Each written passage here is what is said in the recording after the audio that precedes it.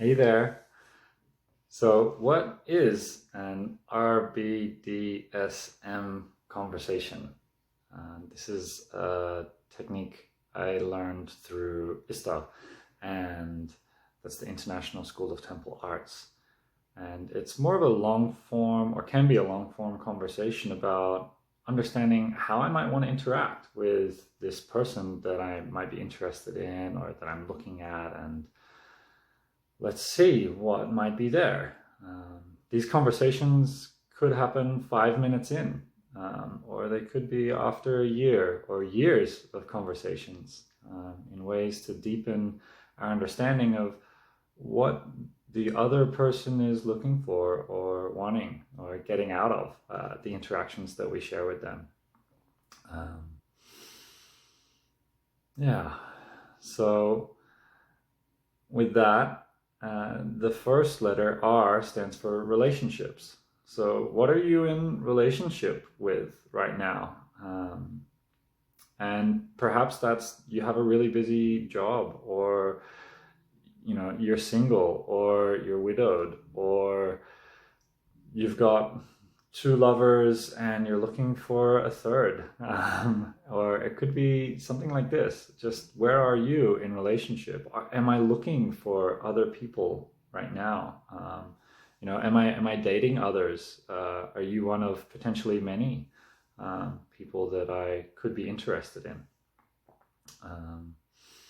And yeah, these are some pieces, and maybe it goes deeper into, are you comfortable with that setup, or are you comfortable with how you're in relationship with that person, being persons right now? Is there still a lot? Is your channel clear? Am I holding on to an ex-lover, or am I just really really happy being single, and that's what I want, and like this interaction is not going to go anywhere, so I'm gonna set my boundaries at single or celibate. Hey, I don't want to interact with anyone. Yeah. And usually one person would start with this, and the other would then, or others might then respond with where they are at relationship, and then what their desire, or what their boundaries are, RB, DSM. So maybe I've just met you and I don't want to kiss you or like touch you or have even deep emotional conversations, because you're just a fresh human in my world, and there's other trust or pieces that I want to get to lock in before I might feel comfortable going to those places with you. So that's more around like boundaries, and boundaries can get kind of really funny and really like amazing as well. Like, hey, please don't spit in my face, or don't spit on my hand, or draw blood, or slap me with a paddle, or yeah, I'm definitely not into, if we can go there, like into being penetrated in my anus. And just like, no, that's not what I'm in for. Or yeah, boundaries can go to emotional places as well. Like, hey, before we have a deep one-on-one conversation about something that's moving in me, I want to know that you're not going to share this, and this is confidential, and that, yeah, I just want to feel that you're able and willing to hold that space with me right now. Are you in consent for that? Like, maybe my boundary is asking for consent, or asking like, hey, are you willing to hear this information? These can be some boundaries. Boundaries can be anything, really. It's just what kind of makes you feel comfortable in a situation. Yeah, they can be simple ones like, don't speak over me. This can be a big boundary. And then how to hold that. Yeah.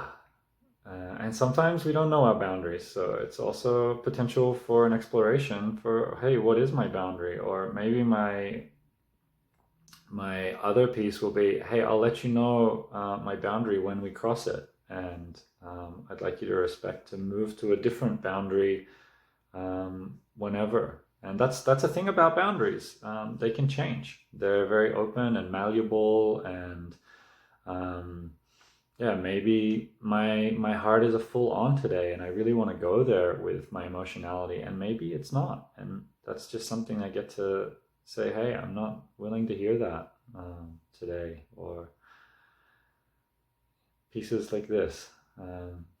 So yeah, in all of this, know that you're not beholden to who you are even 5 minutes ago of what you said. That's a piece. And then desires. And many times we get stuck with desires, like, oh, what do I really want? Like, when did someone actually ask me? Or when did I take the time to figure out, fuck, do I really want that? Like, do I like stroking myself, or do I like touching with a feather, or do I like, my hair to be like just massaged and moved through? Or maybe I just want to feel the warmth of your breath on my skin, or just that you're here with me. My desire is to be heard and seen and witnessed. And desires can go to lots more places. Maybe I want to be tied up. Maybe I want to be spanked. Maybe I want to, have your fingers play into my gums and in my teeth, and just like be like touched there kind of sensually. Or maybe it's that I want a massage, like right in this part of my lower jaw, or I like my ear being flicked. There are also probably a plethora or infinite more desires that we can go into, and just to name that they're okay. And maybe I won't feel comfortable sharing all of my desires with you right now, and that's also a boundary. It's like, hey, maybe I don't feel comfortable sharing everything that I want right now, and maybe I haven't even shared that with myself, and that can be, yeah, a big piece. But to start to pull on that thread, to start to be with one about their desires. And a beautiful practice for these both boundaries and desires is just to write them out. Like, hey, what would a boundary be, on a first date, or if we meet casually, or if someone introduces you to me, or how do I navigate that? How do I want to interact? If we're at a dance, like, do I just want to have one dance with each person, or is it okay if I have multiple dances, or only dance with one person? Don't know. Maybe that's a desire and you just led with that and go. Or maybe it's not something we want to do. So that's more desires, and sometimes they can build on one another. Like, I hear your desires and I'm like, wow, yeah, I do want to do that or be that for you, or like receive that from you. Wow, yeah, that would be an amazing gift. And yeah, to see both boundaries and desires as a gift that you're giving someone, of clarity of what you might want or not want. And both of those are beautiful. So the next letter in RBDSM is the safer sexual practices, and or safer engagement practices, or sexual history. And all of these have this safer piece. There is no 100% safe way to interact. I think when condoms were originally tested, they were at like 98.8% good at preventing children. Okay, that's still a 1.2% chance of having a child. So yeah, it's all the zero risk option is not to engage. And then there are other gradations of risk that we take. Albeit condoms are, in my view, the saferest option to take. And then there are other elements of that. Do I use lube? How do I engage with? Do I want to hear your sexual history? How do I want to make a choice about that?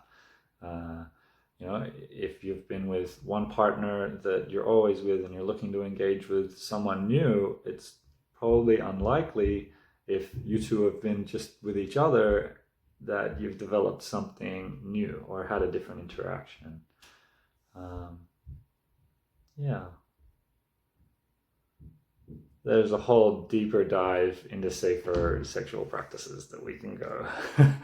But I'll save that for another moment. Just know that it's a point, and maybe, yeah, different elements of engagement are there. Like, I don't want any blood drawn, or it's not okay to, when I have an outbreak of herpes, um, that's not an engagement. Or the last time I had that was 3 months ago. Who knows?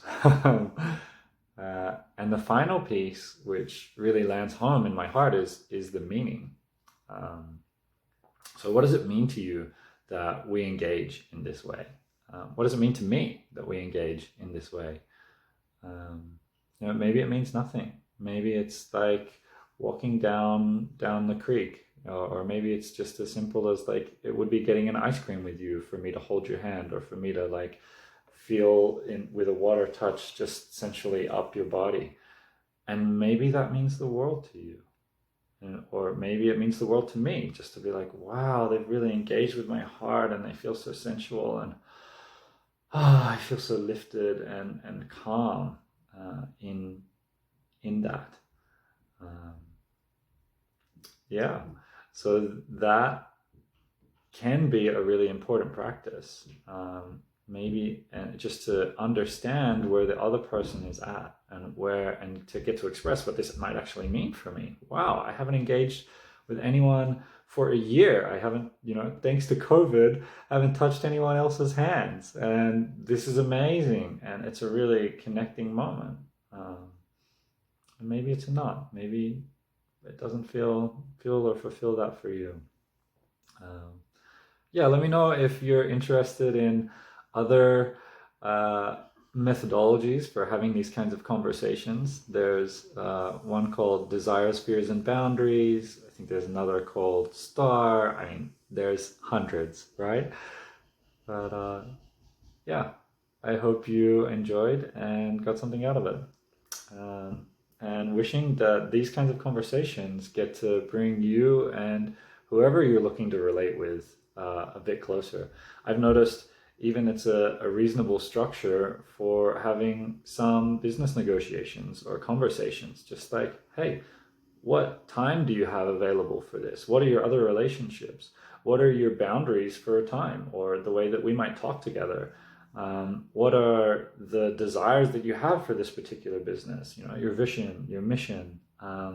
What are the safer engagement practices? Like, what's the fine print that we want? Am I going to get paid for this many hours at this time? And then, yeah, what does it mean? Does it have a big meaning, or is it just something that's a part of who you are? And yeah, well wishes.